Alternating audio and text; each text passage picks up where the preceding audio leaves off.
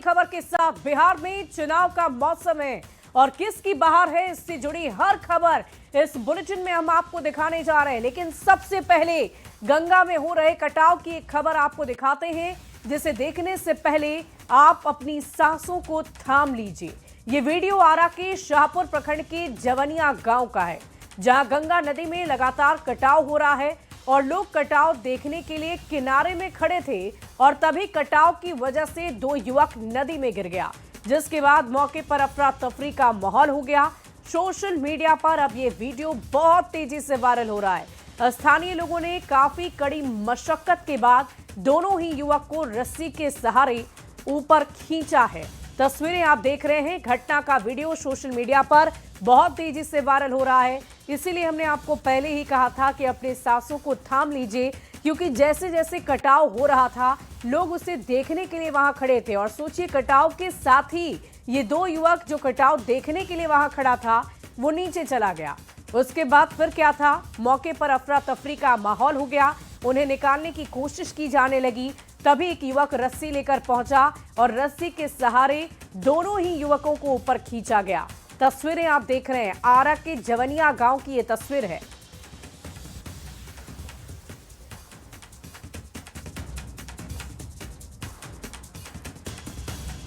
और इस बीच एक और बड़ी खबर आपको बता दें, दानापुर से बड़ी खबर आ रही है। घर की छत गिरने से बड़ा हादसा हुआ है। एक ही परिवार के 5 लोगों की मौत। नया पानापुर 42 पट्टी की घटना। देर रात कच्चे मकान की छत गिर गई, मलबे में दबने से 5 लोगों की मौत हो गई है।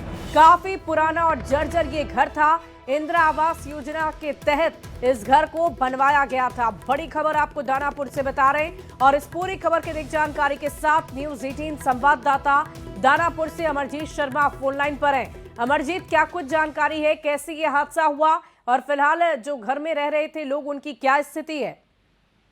जी देखिए, अभी अभी उनकी बॉडी जो है, 5 बॉडी जो है पोस्टमार्टम के लिए दानापुर पहुंच और छत गिरा था। इंदिरा आवास का छत था, जो बताया जाता है कि 2002 में बना था। कुछ लोग बता रहे हैं कि 2011 में बना था और वही छत जो है गिरा। लोग सोए हुए थे, उसी दौरान जो है छत भड़बड़ा के गिर गया। उसी में 5 लोगों के, जिसमें बबलू खान और उनकी पत्नी जो है रोशन खातून, पुत्र जो है चांद और रुखसार, छोटी बेटी चांदनी जो है, ये सभी की मौत जो है वहीं पे हो गई।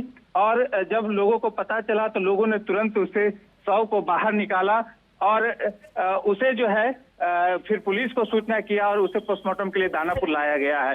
तो परिवार को आने में विलंब हुआ, जिसकी वजह से पोस्टमार्टम में भी आने में विलंब हुआ। फिलहाल जो है दानापुर में पोस्टमार्टम के लिए लाया गया है 5 को। जी चलिए, बहुत शुक्रिया अमरजीत हमारे साथ जुड़ने के लिए। इस पूरी खबर पर आप लगातार नजर बनाए रखिए।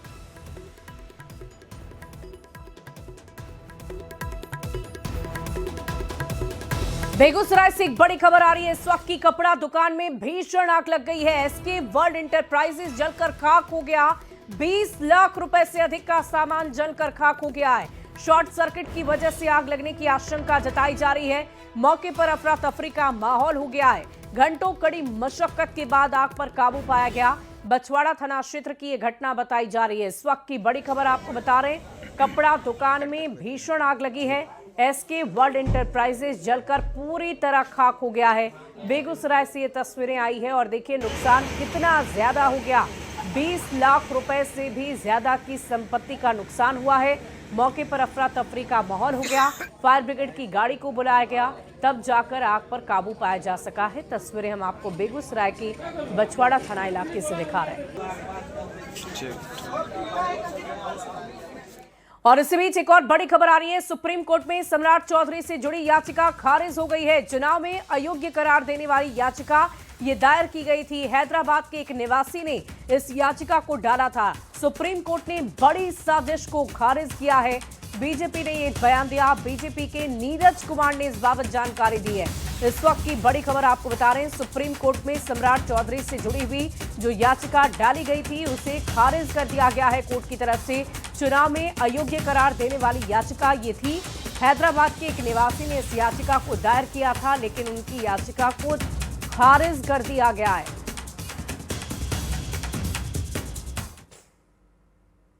बिहार में चुनाव की आहट शुरू होते ही कुछ लोगों ने एक षड्यंत्र के तहत हमारे माननीय डिप्टी सीएम श्री सम्राट चौधरी पर कीचड़ उछालना शुरू किया था और चुनाव के दरमियान ही वह लोग इस मसले को लेकर के सुप्रीम कोर्ट में गए थे। सुप्रीम कोर्ट ने जमकर फटकार लगाया, मामले का डिस्पोजल किया और उसके बाद मजबूरन जो पिटिशनर थे उन्होंने अपना केस वापस लिया। और ताज्जुब की बात है कि इसमें जो पिटिशनर थे, जो याचिका दायर करने वाले थे, वह हैदराबाद के थे।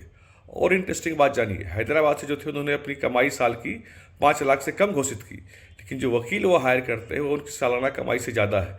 कहाँ से फंडिंग, उनको किसने फंडिंग किया साहब? कुछ लोग साजिश करके बिहार को बदनाम करना चाहते थे।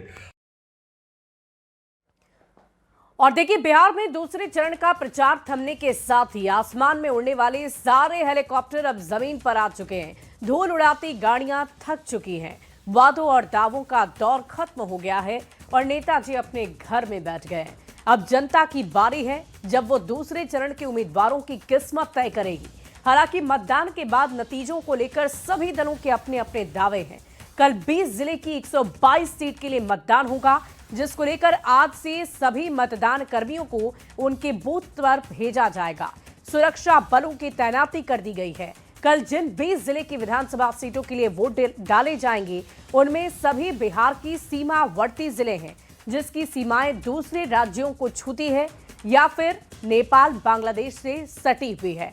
तो देखिए, 20 जिले कल हैं जहां पर तमाम अलग अलग बूथों पर जाकर जो मतदाता हैं वो अपने मताधिकार का प्रयोग करेंगे। और खास बात यह है इन जिलों में कि ये तमाम ऐसे जिले हैं जो कहीं ना कहीं किसी दूसरे सीमावर्ती क्षेत्र से लगे हुए जिले हैं और इन्हीं जिलों में कल वोट डाले जाएंगे। सभी बिहार की सीमावर्ती जिले हैं जिसकी सीमाएं किसी दूसरे राज्य को छूती है या फिर नेपाल या बांग्लादेश से सटी हुई है। तो ये दूसरा फेज काफी महत्वपूर्ण होने वाला है। इस पर सबकी निगाहें इसलिए भी टिकी है क्योंकि पहले फेज में बम्पर वोटिंग हुई थी। बिहार के लोगों ने पिछले 20 सालों का रिकॉर्ड तोड़ डाला और बम्पर वोटिंग का रिकॉर्ड बना लिया। अब देखने वाली बात यह भी होगी कि इस दूसरे फेज में जो तमाम 20 जिले हैं और यहां पर भी क्या मतदाता उसी जोश के साथ अपनी सरकार बनाने के लिए घर से बाहर निकलेंगे या नहीं। इस बीच न्यूज़ 18 आज से ही आपसे अपील कर रहा है कि आप जरूर कल अपने बूथों तक पहुंचे और अपने मताधिकार का प्रयोग करें। 11 नवंबर दूसरा चरण, 20 जिले, 122 सीट। सामान्य सीट इसमें से कितनी है? 101 सामान्य सीटें हैं। वहीं एससी सीट 19 है, एसटी सीट 2 है। कुल उम्मीदवारों की जो संख्या है वो 1302 और पुरुष उम्मीदवार की संख्या 1165। वहीं महिला उम्मीदवारों की संख्या 136। कुल मतदाताओं की संख्या 3,70,00,000। बूथ पर औसत मतदाता 815। तो आप समझिए कि ये चरण भी कितना महत्वपूर्ण है। दूसरे चरण का जो रण है उसमें बीजेपी के 53, जेडीयू के 44, एलजेपीआरवी के 15, हम के 6, आरएलएम के 4। वहीं महागठबंधन के आरजेडी से 72 प्रत्याशियों की किस्मत, कांग्रेस से 37 प्रत्याशियों की किस्मत कल ईवीएम में कैद होगी। वीआईपी यानी मुकेश सहनी की पार्टी के 7 उम्मीदवारों की किस्मत कल ईवीएम में तय होनी है। और वहीं लेफ्ट पार्टियों की बात की जाए तो 6 ऐसे उम्मीदवार हैं जो लेफ्ट पार्टी से हैं और कल उनके लिए भी मतदाता अपने मताधिकार का प्रयोग करेंगे। बढ़ते आगे तो चुनाव प्रचार का भोंपू बंद हो चुका है। अब कल जनता के सामने अपनी उंगली की ताकत दिखाने की बारी है। लेकिन चुनाव प्रचार में नेताओं ने जो ताकत झोंकी उस पर एक नजर आप भी डाल लीजिए। पीएम मोदी ने कुल 14 जनसभाएं की है और देखिए, पीएम मोदी ने पटना में एक रोड शो भी किया। अमित शाह ने कुल मिलाकर 35 जनसभाएं की और एक रोड शो किया। बीजेपी के राष्ट्रीय अध्यक्ष यानी कि जेपी नड्डा ने कुल 13 रैलियां की और एक रोड शो किया। रक्षा मंत्री राजनाथ सिंह ने 13 जनसभाएं की।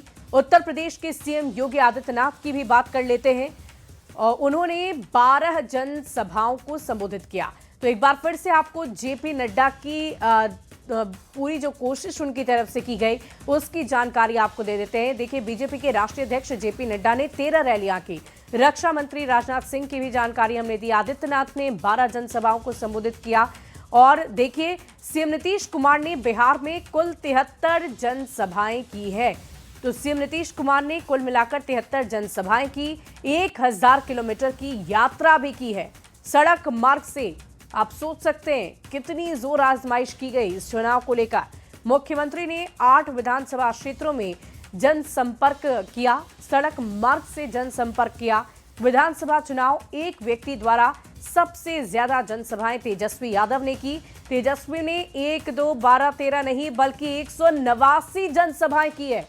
राहुल गांधी ने बिहार में 20 जनसभाओं को संबोधित किया। कांग्रेस सांसद प्रियंका गांधी ने 18 जनसभाओं को संबोधित किया। तो तमाम जो दिग्गज चेहरे बिहार आकर लगातार जोर आजमाइश कर रहे थे प्रधानमंत्री की से लेकर तमाम अलग अलग दलों के नेताओं ने कितनी जनसभाएं की, इसकी विस्तृत जानकारी हमने आपको दी है और इसमें तेजस्वी यादव ने रिकॉर्ड कायम कर दिया है।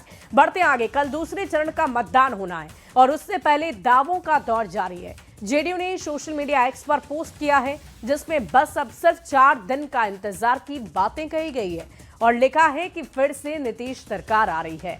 तो दावे लगातार हैं और सोशल मीडिया का पोस्ट भी आप देख रहे हैं, जेडीयू की तरफ से ये पोस्ट किया गया है जिसमें साफ शब्दों में ये लिखा गया है कि एक बार फिर से बिहार में नीतीश सरकार आ रही है, 4 दिन का बस इंतजार कर लीजिए। बढ़ते आगे, भागलपुर में 11 नवंबर को वोट डाले जाएंगे, यानी कि कल जिले में निष्पक्ष और शांतिपूर्ण मतदान संपन्न कराने को लेकर प्रशासन की तैयारी पूरी हो चुकी है। 7 विधानसभा सीटों पर 82 उम्मीदवार चुनावी मैदान में हैं। कहलगांव और सुल्तानगंज में महागठबंधन के उम्मीदवार आमने सामने हैं। विधानसभा चुनाव के दूसरे चरण का प्रचार प्रसार थम गया है। भागलपुर सहित 20 जिलों के 122 सीटों पर 11 नवंबर को वोटिंग होगी। वहीं अगर हम भागलपुर की बात करें तो भागलपुर के 7 विधानसभा सीट पर 82 उम्मीदवार चुनावी मैदान में हैं। भागलपुर में इस बार चुनावी मुकाबला बेहद दिलचस्प होने वाला है। खासकर सुल्तानगंज और कहलगांव के 2 ऐसे सीट हैं जहां पर महागठबंधन के प्रत्याशी आमने सामने हैं। वहीं अगर हम पिछली बार विधानसभा चुनाव की बात करें तो यहां पर 7 विधानसभा सीट पर एनडीए ने 5 सीटों पर अपना कब्जा जमाया है, जबकि 2 पर महागठबंधन ने जीत हासिल की थी। इस बार भी भागलपुर में जो विधानसभा चुनाव है ये बेहद ही दिलचस्प रहने वाला है। खासकर जिस तरह से कई सीटों पर महागठबंधन के ही प्रत्याशी आमने सामने हैं। वहीं अगर हम बात करें जिले में कुल मतदाता की तो भागलपुर में 22,30,208 मतदाता हैं, जिसमें कि इस बार 50,000 नए वोटर को जोड़ा गया है, जिनकी भूमिका इस बार के विधानसभा चुनाव में बेहद ही महत्वपूर्ण मानी जा रही है। विकास कुमार सिंह, न्यूज़ 18, भागलपुर। बढ़ते आगे, 11 नवंबर को दूसरे और अंतिम चरण के लिए 20 जिलों के 122 सीटों पर मतदान होने और ऐसे में वोटिंग के साथ साथ काउंटिंग की तैयारी भी जोर शोर से चल रही है। पटना के एन कॉलेज में बने वज्रगृह और मतगणना केंद्र की त्रिस्तरीय सुरक्षा व्यवस्था तैनात की गई है। हर आने जाने वालों पर पैनी नजर रखी जा रही है। सीसीटीवी कैमरे के जरिए 24 घंटे निगरानी की जा रही है। एएन कॉलेज में बने काउंटिंग सेंटर का जायजा लिया है हमारे न्यूज़ 18 संवाददाता रवि एस नारायण ने। मतदान होना है, लेकिन ठीक उसके साथ साथ मतगणना को लेकर के जो तैयारियां हैं वो लगभग पूरी कर ली गई हैं। और आपको बताते हैं कि पटना में एएन कॉलेज में जो सुरक्षा गृह बनाया गया है और साथ साथ जो मतगणना की जो तैयारी है उसकी तस्वीरें हम आपको दिखाते हैं। देखिए, एएन कॉलेज में सुरक्षा के पुख्ता तैयारियां की गई हैं, जिसमें से आप जैसे ही प्रवेश करेंगे तो किसी को भी अंदर आने के लिए जो है वो मेटल डिटेक्टर से होकर के यहाँ पे गुजरना पड़ेगा। और यहाँ पे अगर सुरक्षा बलों की अगर बात करें तो यहाँ पे 15 दंडाधिकारी और पुलिस अधिकारी जो है वो लगाए गए हैं।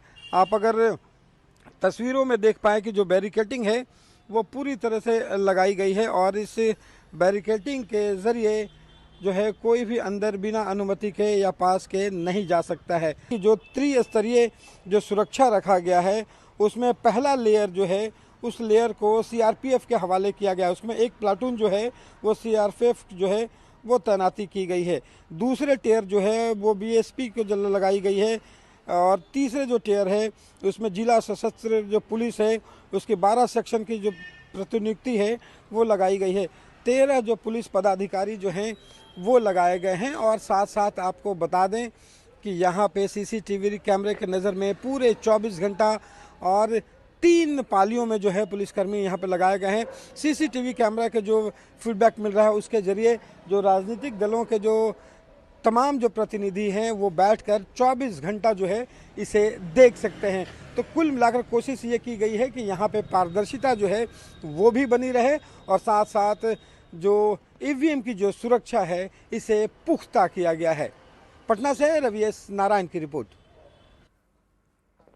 बढ़ते आगे, सासाराम के रोहतासगढ़ पंचायत के चाकडीह गांव में 20 साल बाद फिर वोटिंग होगी। साल 2005 में नक्सली वारदात के बाद यहां मतदान बंद हो गया था, जिसके बाद ग्रामीण दूसरे गांव में वोट डालते रहे। इस बार गांव के विद्यालय में बूथ बनाया गया है। दुर्गम पहाड़ी क्षेत्र होने के बावजूद निर्वाचन आयोग की इस पहल से ग्रामीणों में गजब का उत्साह है।